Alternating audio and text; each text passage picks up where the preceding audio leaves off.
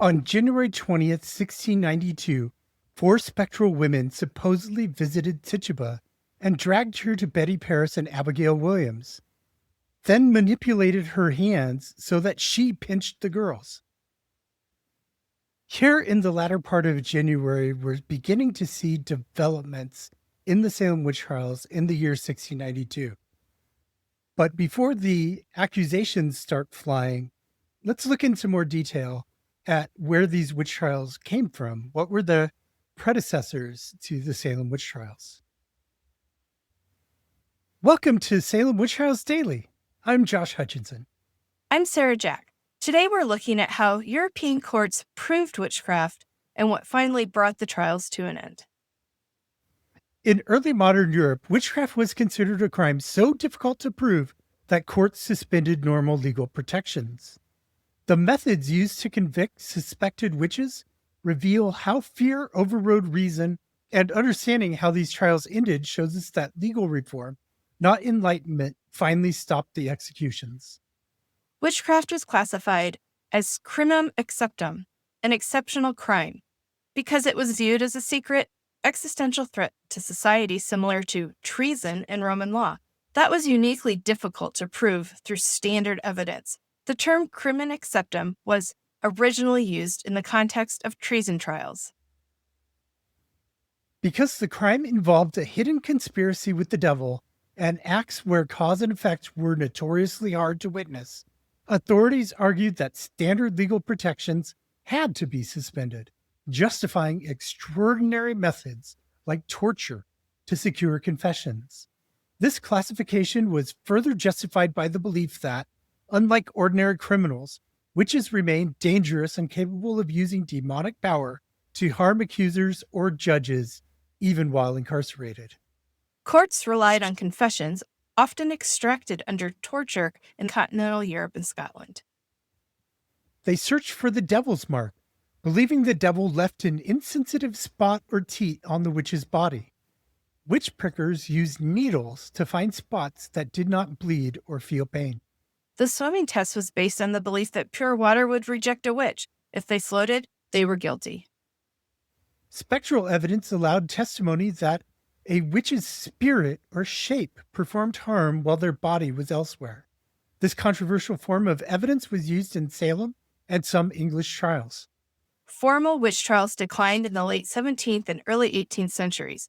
The decline was driven by rising judicial skepticism, stricter evidentiary standards, and shifting intellectual attitudes.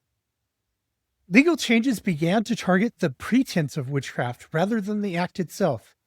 The British Witchcraft Act of 1735 decriminalized witchcraft, punishing instead those who fraudulently claimed to have magical powers. Over time, magistrates realized it was impossible to prove that a crime had taken place. In Scotland, the scientific revolution and empirical philosophy demanded physical evidence rather than confessions or spectral sights.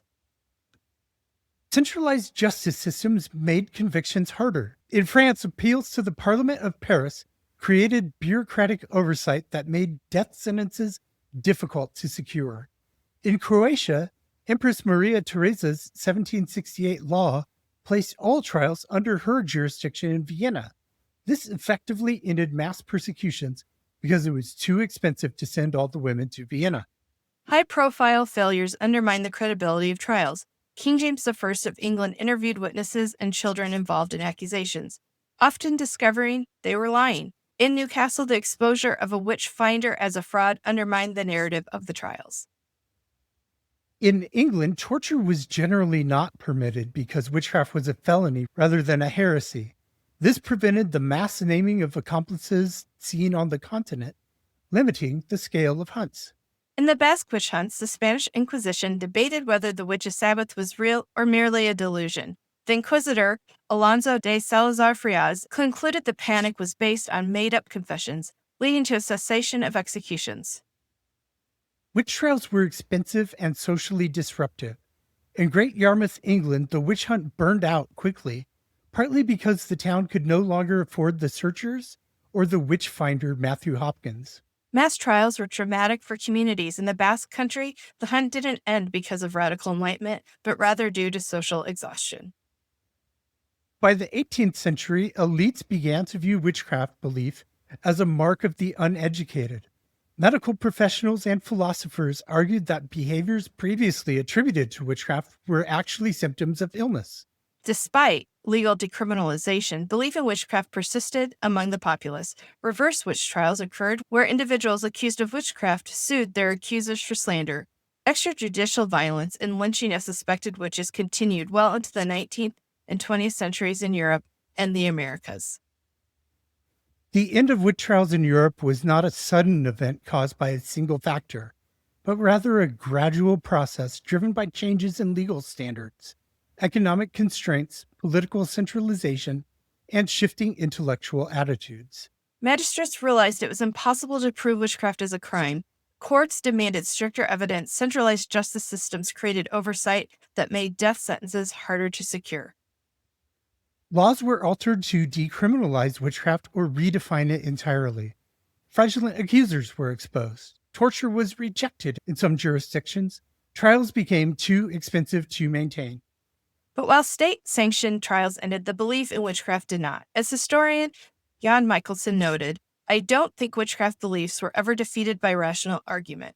Violence and accusations simply moved out of the courts and into the community, a phenomenon that continues around the world today." These courts used confessions, the devil's mark, swimming tests, and spectral evidence to convict suspected witches. The trials ended gradually through legal reforms, judicial skepticism, fraud exposure, economic constraints, and shifting attitudes among elites. Tomorrow we'll look specifically at witch trials in England and New England.